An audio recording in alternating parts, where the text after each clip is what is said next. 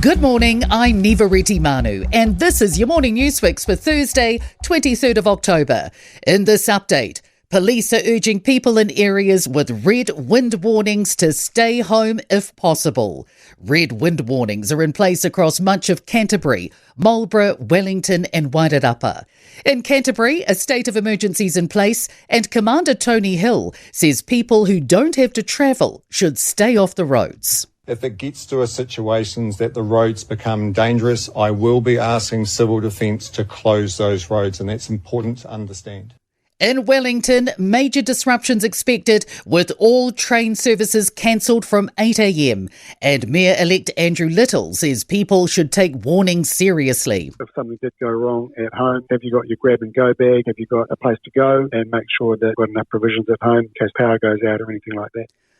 Orange wind warnings are in effect for several other areas. Firefighters are still working to bring the 3 active fires in Hawke's Bay's Porangaho area under control, and efforts are also continuing in Kaikoura to strengthen containment lines as the winds pick up.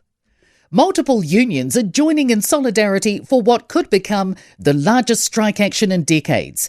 Tens of thousands of workers across health and education are stopping work today in their fight for better pay and conditions. A number in more southern parts of the country could be affected by the weather. Multiple people have been injured after an electric bus and a car collided on Tamaki Drive in Auckland's Parnell last night. Emergency services were called to just before 9:30 p.m. to a fire on a bus. Police say it was an Auckland Transport electric bus, making it prone to reigniting. More children are being harmed in Oranga Tamariki's care. The agency's annual report reveals 530 children in care experienced harm in the year ending in March, 23 more than the previous 12 months. There were more findings of emotional abuse, sexual abuse and neglect in this period, but an 8% reduction in findings of physical harm. A principal of a top Dunedin school who's been on a lengthy unexplained absence has left the position. Carissa Nicol has been leading State Integrated Columba College since 2023, but has been away from work since mid-year. The school's board had previously declined to say why.